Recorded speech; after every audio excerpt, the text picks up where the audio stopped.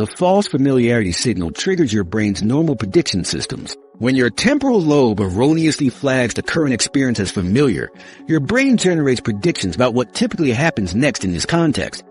But since the familiarity itself is an error, you haven't actually experienced this situation before, the predictions have no valid basis. They're essentially predictions built on a false premise. The University of St. Andrews has conducted compelling research on this phenomenon.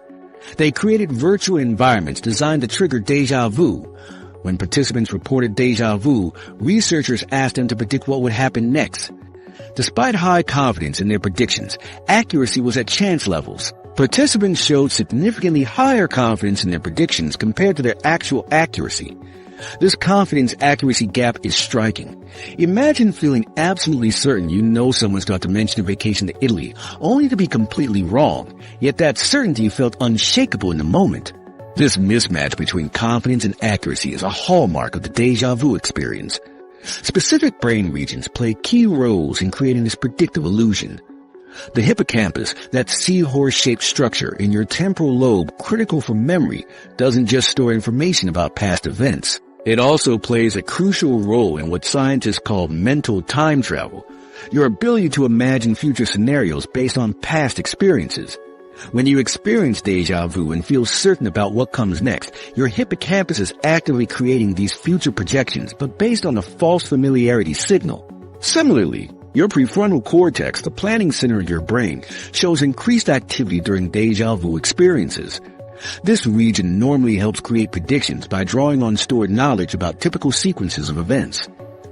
When activated by a false familiarity signal, it generates those convincing predictions without valid past experience to draw from. The predictive feeling reinforces the false sense of familiarity. The very fact that you feel you can predict what comes next makes the sense that you've experienced this moment before even more convincing. Your brain reasons, if I can predict what happens next, I must have experienced this before.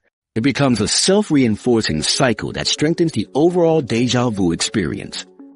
This predictive aspect of déjà vu has real-world consequences. Throughout history, many people have interpreted the predictive feeling during déjà vu as evidence of paranormal abilities or precognition. The sense that you can see the future during these moments can be so convincing that it leads some to believe they have psychic abilities. Understanding the science behind this predictive illusion helps explain why such beliefs persist despite a lack of empirical evidence. The feeling of prediction during déjà vu is a genuine neurological experience. Your brain really does generate strong predictive signals and feelings of certainty. The error isn't in perceiving those feelings, but in misattributing their source to something supernatural rather than understanding them as normal brain function operating under unusual conditions. What's particularly fascinating about this predictive aspect is how it connects the déjà vu to broader questions about consciousness and reality perception. Your experience of the present moment is deeply influenced by both memory of the past and predictions about the future. Déjà vu gives us a rare glimpse into how these temporal aspects of consciousness can temporarily misalign, creating those distinctive moments when reality feels simultaneously familiar and impossible. Could that strange feeling of familiarity actually be connected to your dreams? The evidence might surprise you. Many people have had the experience of déjà vu with an odd sense that they've somehow dreamed about the situation before it happened. This common feeling has led to an intriguing hypothesis among researchers that some déjà vu experiences might actually be triggered by dreams we've forgotten. The core of this hypothesis is simple. We dream far more than we remember, creating memory traces that may later trigger unexplained familiarity. Dream researchers estimate we have 4 to 6 dreams each night during REM sleep, yet forget approximately 95% of our dream content within minutes of waking. This massive dream amnesia creates an obvious challenge for studying any connection between dreams and déjà vu. Despite this challenge, research has found compelling patterns linking dreams and déjà vu. A Harvard University study followed participants over several months and discovered a significant correlation. People who regularly remember their dreams report experiencing déjà vu approximately 20% more frequently than those with poor dream recall. This correlation makes sense when we consider how memory works during sleep. Your brain remains active while you sleep, processing information from your day, consolidating important memories and discarding others. This memory consolidation creates partial, fragmentary memories that may not be strong enough for conscious recall, but still exist in your brain's memory systems. During dreaming, your brain activates various memory fragments and combines them into narratives. According to the activation synthesis hypothesis proposed by Harvard psychiatrists, dreaming occurs when your brain interprets random neural firing during REM sleep. This activation retrieves stored memories, emotions, and thoughts, which your brain synthesizes into dream narratives. These dreams create memory traces, even when you can't consciously recall them after waking. The traces might be too weak for intentional retrieval, but they could influence your brain's familiarity systems. When you later encounter a scene containing elements similar to a forgotten dream, your brain registers familiarity without you identifying why it feels familiar. Imagine this scenario. You dream about having a conversation with a friend in a cafe with unusual blue lighting. The dream fades completely upon waking. Weeks later, you enter a restaurant with similar blue lighting. Your brain detects the similarity to the dream environment, generating a strong familiarity signal. Since you have no conscious memory of the dream, this familiarity feels inexplicable, creating a classic déjà vu sensation that leaves you wondering, have I been here before? University of Leeds researchers support this connection through sleep laboratory studies. When participants were woken during REM sleep and reported dream content, elements from those dreams that were later forgotten sometimes triggered déjà vu responses when similar elements appeared in waking experiences. Even without conscious recall of the dreams, participants' brains showed recognition responses to the dream elements. The dream connection explains certain qualities of déjà vu that other theories don't fully address. Many people describe déjà vu as having a somewhat dreamlike quality, a subtle surrealism or heightened significance different from normal memory. This dreamlike quality makes sense if the familiarity stems from dream content rather than waking experiences. This hypothesis also explains why déjà vu often involves scenes you're unlikely to have encountered before. If you experience déjà vu in a place you've definitely never visited, the familiarity can't come from actually having been there. However, it could come from having dreamed about a similar setting. Sleep researchers have identified another pattern. Déjà vu experiences increase during periods of irregular sleep or sleep disruption. College students during exams, new parents with disrupted sleep, and people with certain sleep disorders all report higher rates of déjà vu. This connection makes sense if déjà vu partially stems from dream content. Disrupted sleep affects how dreams form and process, creating more partial memory traces that could later trigger familiarity. The relationship between dreams and déjà vu also connects to how emotions influence memory formation. Both dreams and déjà vu experiences often have heightened emotional content.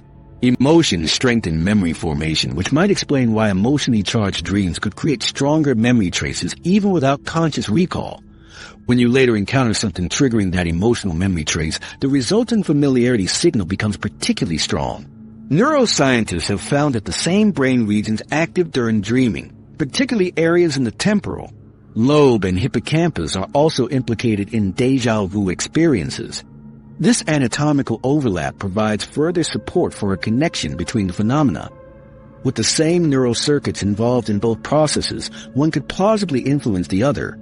Critics note this theory remains difficult to prove conclusively given the challenges in monitoring all dream content and then tracking subsequent déjà vu experiences. The connection remains somewhat theoretical rather than conclusively demonstrated. However, the consistent correlations between dream recall ability and déjà vu frequency suggest a relationship between these phenomena. So is there a genuine connection between dreaming and déjà vu? Current scientific evidence suggests that dream content processed during sleep might create memory traces too weak for conscious recall, but strong enough to trigger familiarity when similar scenes are encountered while awake. While this probably doesn't explain all instances of déjà vu, it likely accounts for some of these experiences, particularly those with that characteristic dreamlike quality. This connection to sleep raises another important question. When might déjà vu signal something more serious than just a memory glitch?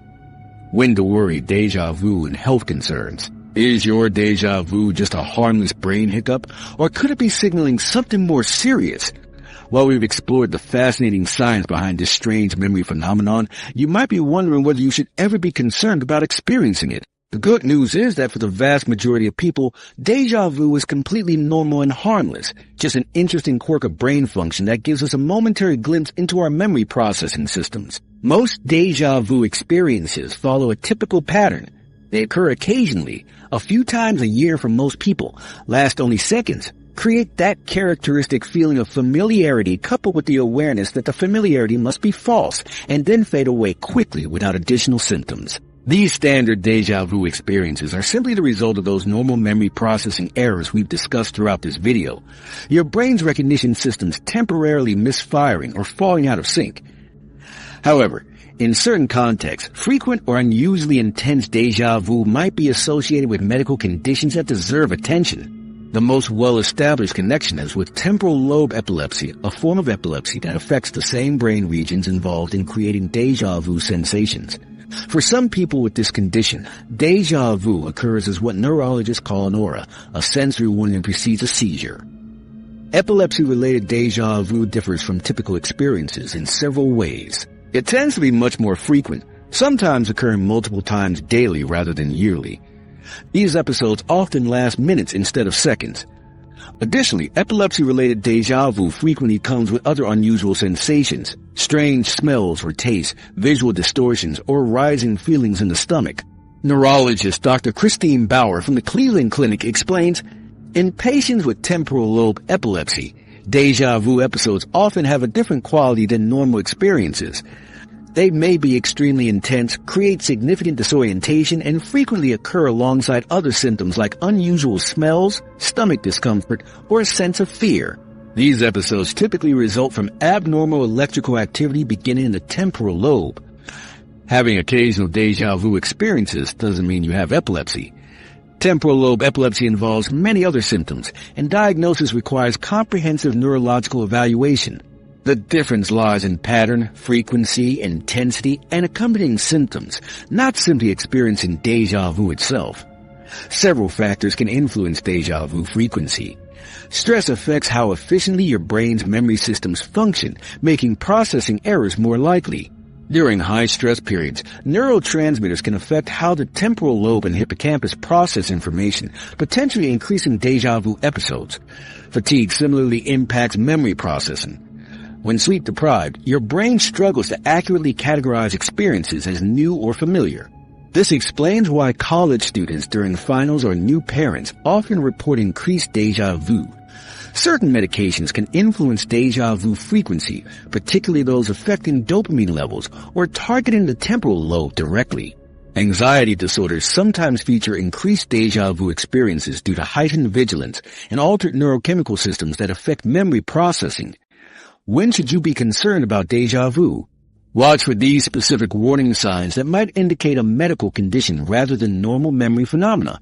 Extreme frequency, experiencing déjà vu multiple times daily, especially if this pattern persists for weeks. Extended duration episodes continuing for minutes rather than seconds. Intense fear or panic during episodes beyond just feeling unsettled. Accompanying symptoms consistent occurrence alongside unusual smells or tastes, visual distortions, stomach discomfort, confusion or headaches. Progression déjà vu becoming increasingly frequent or intense, interfering with daily functioning. Late onset first experiencing déjà vu after age 40, particularly if frequent or intense. If you notice these warning signs, discuss your experiences with a healthcare provider. A neurologist can help determine whether your déjà vu represents normal memory processing or might connect to an underlying condition requiring treatment. Don't hesitate to seek medical advice if you're experiencing concerning symptoms. Early evaluation can make a significant difference in treatment outcomes. For most people, though, occasional déjà vu is simply part of having a normal, healthy brain. The experience demonstrates the incredible complexity of your memory systems. Even these occasional errors showcase the sophisticated processes constantly occurring as your brain navigates and makes sense of the world. Understanding the neurological basis of déjà vu transforms it from something mysterious into something that makes scientific sense. For most of us, these eerie moments of familiarity offer fascinating glimpses into the inner workings of the brain's memory systems. Understanding déjà vu as a normal brain process helps us appreciate just how complex and fascinating our memory systems really are, even when they occasionally create these strange but harmless illusions of familiarity. What makes déjà vu so fascinating isn't just the eerie feeling it creates, but what it reveals about our brains. These strange moments of false familiarity actually showcase the remarkable complexity of human memory and consciousness. Even when our brains make errors, the mistakes themselves are sophisticated and meaningful. The next time you experience that sudden sense of familiarity, view it as a window into your brain's inner workings, memory systems briefly misfiring rather than something supernatural. Perhaps the most valuable lesson from Déjà Vu is humility about perception itself. Our minds are intricate machines whose occasional glitches reveal their astonishing design.